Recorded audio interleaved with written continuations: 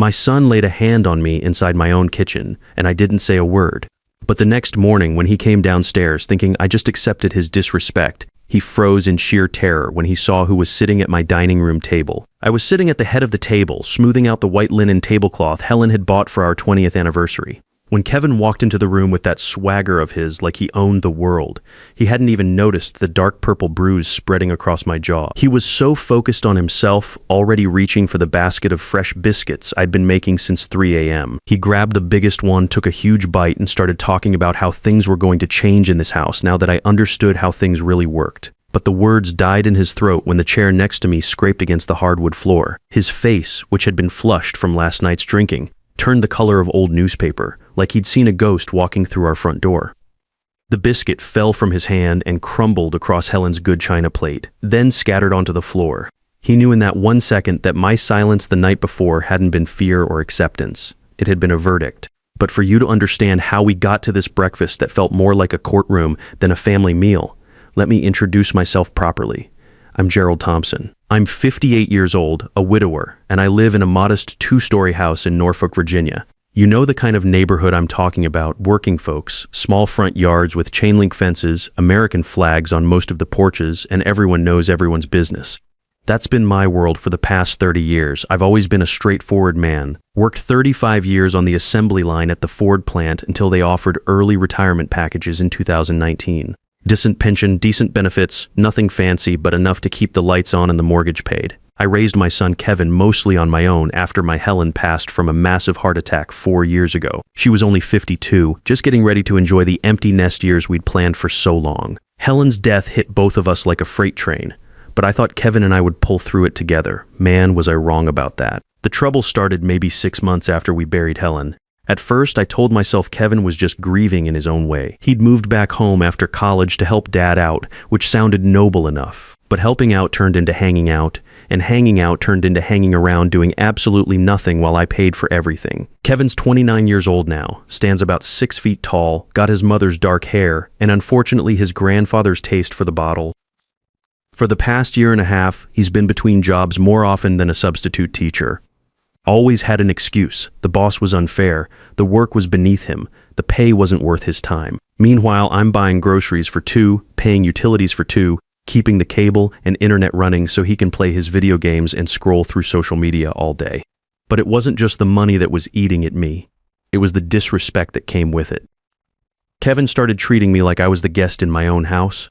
He'd take my truck without asking, come rolling in at 2 or 3 in the morning, slam doors, leave dishes in the sink for days. When I tried to talk to him about it, he'd give me this look like I was some old fool who didn't understand how the modern world worked. Dad, I'm going through a rough patch, he'd say, sprawled out on my couch with a beer he'd taken from my refrigerator. You can't expect me to just bounce back from losing Mom like nothing happened. And every time he played that card, I'd back down. Because he was right, we had both lost Helen, and maybe I was being too hard on a grieving son.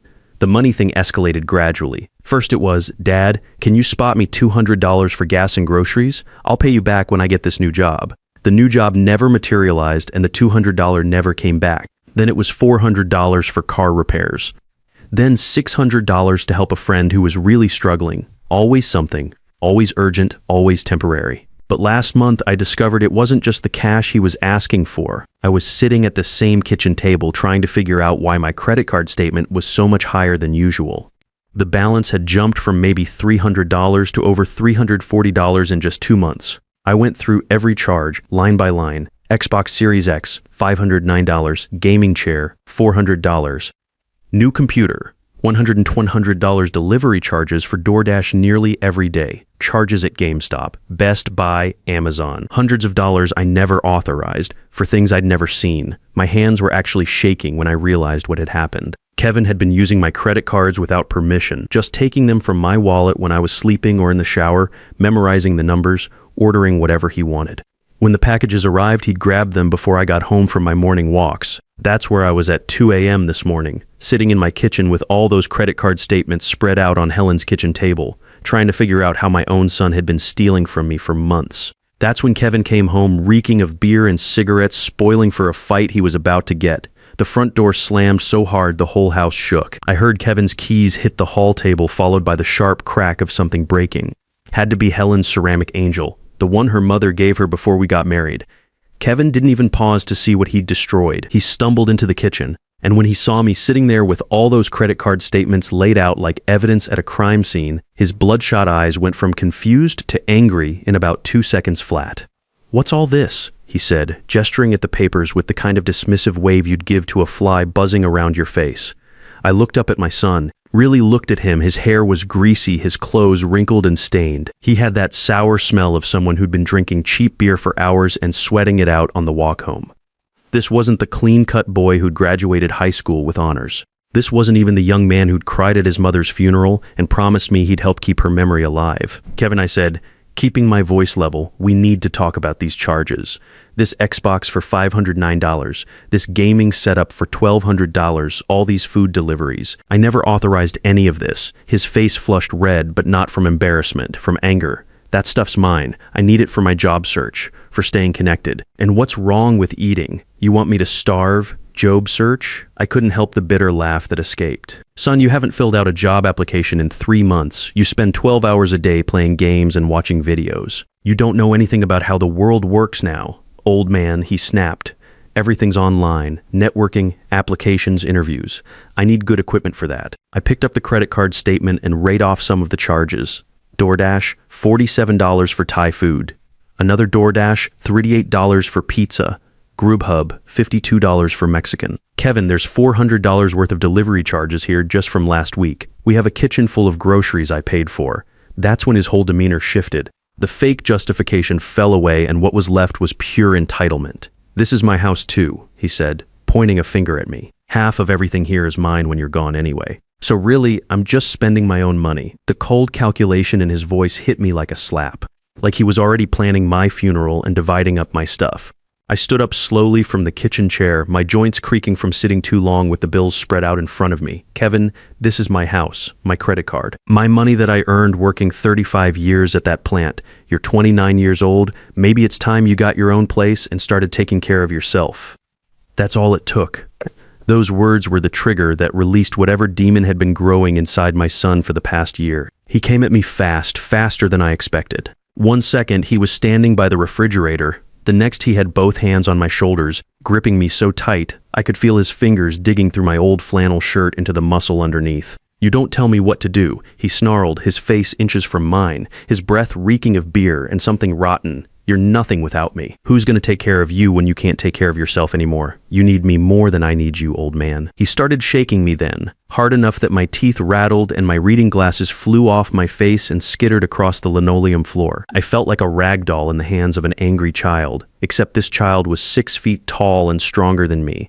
"Kevin, stop," I managed to say. "You're hurting me." But he wasn't listening. His eyes had this glassy, distant look, like he was seeing something else entirely. Like I wasn't his father anymore, just an obstacle in his way.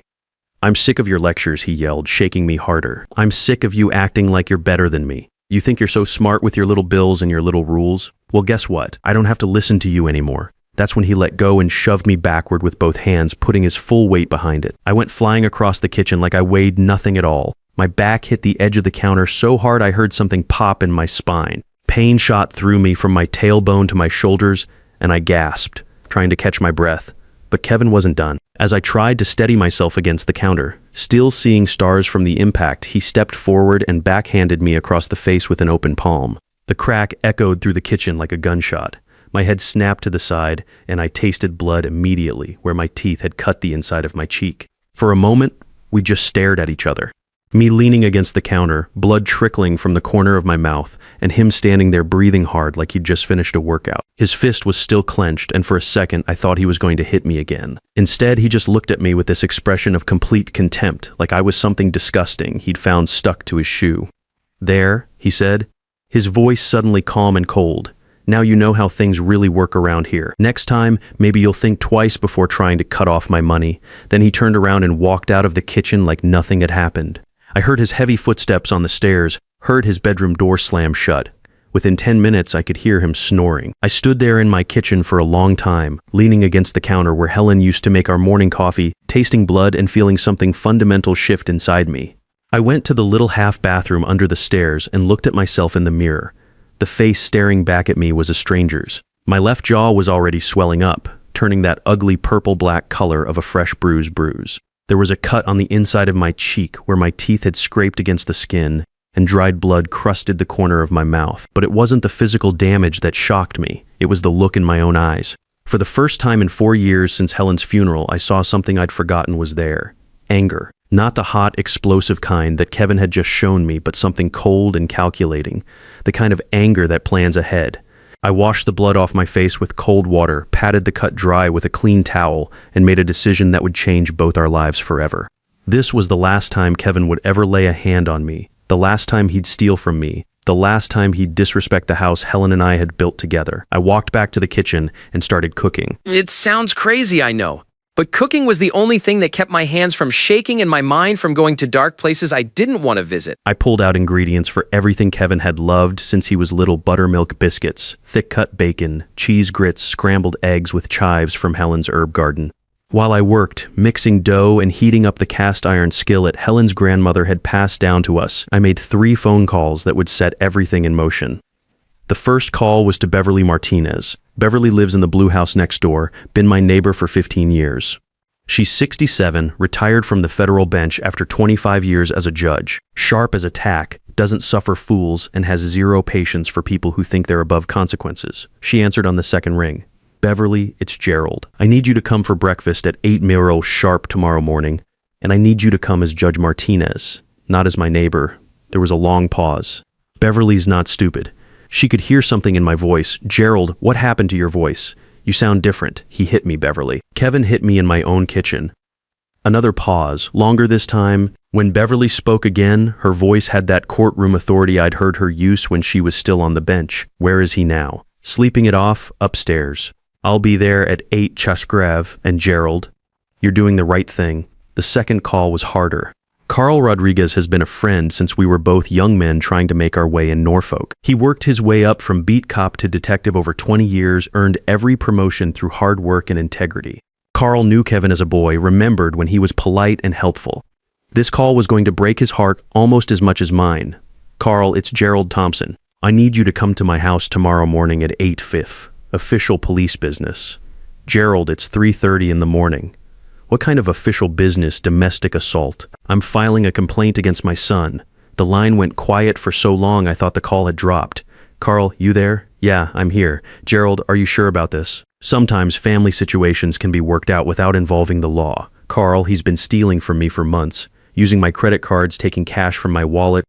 Tonight, he shoved me into the counter and hit me in the face. I'm 58 years old and I've got bruises to prove it. If this was anyone else's kid doing this to anyone else's father, what would you tell them to do?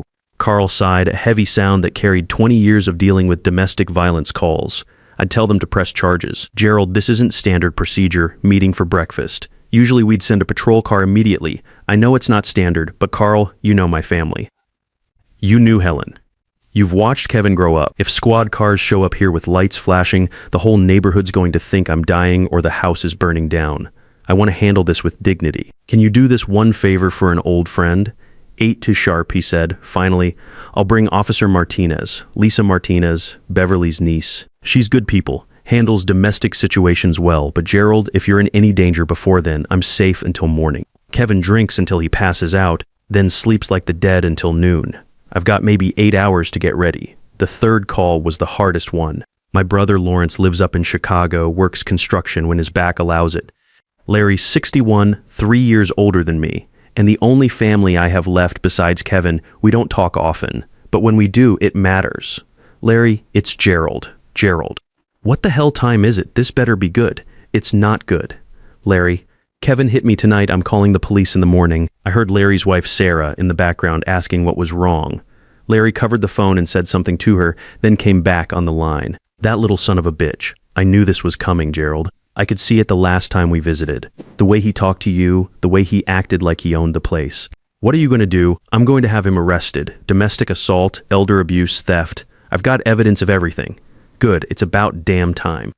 Gerald, I know this is hard, but that boy needs to learn there are consequences in this world. You want me to drive down there? No, but I appreciate the offer. I just wanted family to know what I was doing before I did it. You're doing the right thing, brother. Helen would be proud of you for finally standing up to him. After I hung up, I stood in my kitchen surrounded by the smell of bacon grease and fresh biscuits, planning the most important breakfast of my life, because it wasn't going to be just a meal, it was going to be a trial, with me as the prosecutor, Beverly as the judge, and Carl as the bailiff. And Kevin was going to be the defendant, whether he knew it or not. By 7:30 a.m., my dining room looked like something out of a magazine. Helen's white linen tablecloth covered the oak table we'd bought for our first apartment 32 years ago. Her good china, the set with the tiny blue flowers that her mother had given us for our wedding, was arranged perfectly at 4-place settings. The silver cutlery I'd polished the night before gleamed in the morning sunlight streaming through the front window. I'd made enough food to feed a construction crew. Buttermilk biscuits, golden brown and flaky thick bacon crispy enough to snap, cheese grits creamy and rich, scrambled eggs light as clouds. The coffee was strong and hot, the way Helen always made it. Everything Kevin had grown up eating, everything that represented home and family and love. At 7:55, Beverly knocked on my front door. She was dressed in a navy blue suit, her gray hair pulled back in a perfect bun, carrying the leather briefcase she'd used in federal court for 25 years. She looked every inch the judge she'd been. And when she saw my face, her expression went hard as granite. "How bad does it hurt?" she asked, studying the purple bruise spreading across my jaw. "Not as much as my pride," I said. "Thank you for coming, Beverly." "Don't thank me yet. Thank me after we're done here." At 800 exactly, Carl arrived with Officer Lisa Martinez, Beverly's niece, and one hell of a good cop from what I'd heard. Both were in plain clothes, but I could see the handcuffs clipped to Carl's belt under his jacket. I led them to the dining room. Beverly took the chair to my right, Carl to my left. Lisa positioned herself near the kitchen doorway where she could see the stairs. The trap was set. At 8:05, I heard Kevin's alarm go off upstairs. He'd set it because he had some job interview at a warehouse, his first real prospect in 6 months, probably planning to ask me for gas money on his way out the door. I heard the shower run, heard him moving around up there getting dressed. At 8:15, his footsteps started down the stairs. Heavy, careless steps. The walk of someone who thought he owned the world. Kevin rounded the corner into the dining room, already reaching for the coffee pot, humming under his breath. That's when he saw them. The color drained out of his face like water down a bathtub drain. His mouth fell open, but no sound came out. His hand, which had been reaching for coffee, just hung there in midair like he'd been frozen in time. "Morning, son," I said calmly. "Have a seat." He couldn't move, just stood there staring from Carl to Beverly to me, his brain trying to process what he was seeing. "Kevin," Beverly said, her voice carrying all the authority of 25 years on the federal bench, "please sit down." He sat, hard, like his legs had given out on him. Carl opened his notebook and looked at Kevin with the expression of profound disappointment that only a cop who's known you since childhood can manage. "Kevin Thompson, I'm Detective Rodriguez, Norfolk PD. We've received a complaint of domestic assault from this address. The complainant is your father, Gerald Thompson." Kevin's eyes snapped to me, wide with panic. "Dad, what are you doing? This is insane." It was just an argument. Families fight sometimes. I reached into my shirt pocket and pulled out my phone. I'd bought one of those security camera systems about a month ago, the kind that records everything to your phone. I'd been worried about Kevin bringing strangers into the house, but it had caught something much more important. I pressed play on the video from last night. Kevin's voice came through the speaker, clear as a church bell. "You don't tell me what to do, old man. You're nothing without me." Then the sound of him hitting me, sharp as a gunshot. The room went dead silent, except for the ticking of Helen's grandfather clock in the corner. Beverly leaned forward, fixing Kevin with a stare that had made hardened criminals confess their sins. "Kevin, I remember when you were 12 years old, helping your mother plant flowers in that garden out front. You used to call me Aunt Beverly and bring me cookies at Christmas." Kevin's eyes were filling with tears. "Where did that boy go?" Beverly continued. "The one who cried at his mother's funeral and promised to take care of his father?" Carl stood up, pulling the handcuffs from his belt. "Kevin Thompson, you're under arrest for domestic assault and elder abuse." As Carl read him his rights, Kevin looked at me with the first real fear I'd seen in his eyes in years. "Dad, please, I'm sorry, I was drunk, I'll get help, I promise." I stood up slowly, my back still aching from where I'd hit the counter. "Son, I've heard that promise before, too many times." Carl gently turned Kevin around and cuffed his hands behind his back. My boy, my only child, standing in our dining room in handcuffs. "I love you, Kevin," I said as they led him toward the door, "but I love myself too much to let you destroy us both." He started crying then. Real tears for the first time since Helen's funeral. "Dad, I'm scared." Good, I said. Maybe being scared will teach you what I couldn't. Kevin got 4 months in county jail and 18 months probation. Court-ordered anger management and job training. He had to pay back every penny he'd stolen, $4 and $3,847, 7 It's been 14 months now. Kevin lives in a small apartment across town, works construction, and we meet every other Saturday for coffee at Murphy's Diner on Coley Avenue. Our relationship isn't the same as when he was little. That blind trust is gone forever, but what we have now is better in some ways. It's honest, it's respectful, it's real. Sometimes love has to be tough to be true. The greatest gift a parent can give their child isn't unconditional forgiveness. It's teaching them that love has boundaries, and crossing those boundaries has real consequences. I didn't destroy my relationship with my son that morning when I called the police. I saved it by refusing to let him destroy himself and me along with him.